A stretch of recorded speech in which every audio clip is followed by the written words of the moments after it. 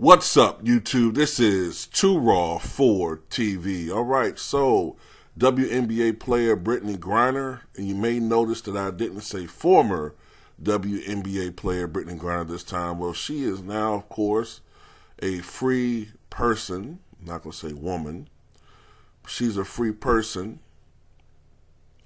Of course, you probably heard the news when it broke, either late last night or early this morning, depending upon your perspective, that she was going to be the beneficiary of a prisoner swap between herself and convicted Russian arms dealer Victor Bout, I believe his name is. Now, Brittney Griner had been detained for some 10 months by Russia, and I think she had been incarcerated in the Russian gulag for maybe 2 months now, maybe. I think she was sentenced back in August. This is December. I don't know when she started her sentence, maybe September. So I'm just going to go, let's just go 3 months. I heard reports that she wasn't doing very well. She had lost a little weight. She was working 16-hour days, manual labor, only 1 hour a day outside, not the best conditions. And, of course, all of this started when she was found to have vape cartridges in her person, or on her person, at a Russian airport. All right. I'm like this. I guess I'm glad she's home. It is what it is. I just didn't like how people act like she didn't commit a crime. She did. Maybe by not America's standards, but by the country that she resided in. You have to know those countries' laws, regulations, rules. And at the end of the day, she tried to, sneak that shit by. She got caught. And because of the fact that, this country has lax laws when it comes to drugs, people looked at her as a political prisoner. I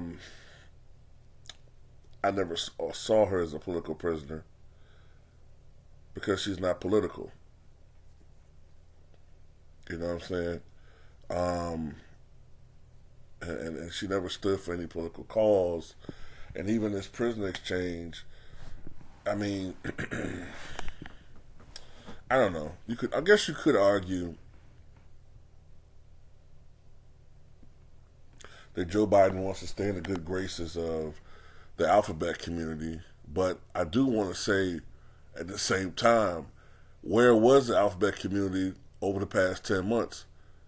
They were very, very quiet, because I have a strong suspicion that if this was Sue Bird, or even better yet, if this had been, say, Elton John or Ellen DeGeneres over there in Russia, the alphabet community would have been clamoring. I mean, they would have been boiling over in their anger and frustration with the Biden administration. But they were rather quiet,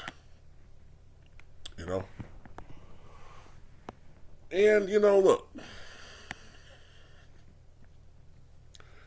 you look at the guy who is now a free man in Russia, Victor Bout, convicted arms dealer, nicknamed the Merchant of Death, sold weapons and ammunition to various corrupt governments and warlords throughout South America and Africa and in Eastern European countries.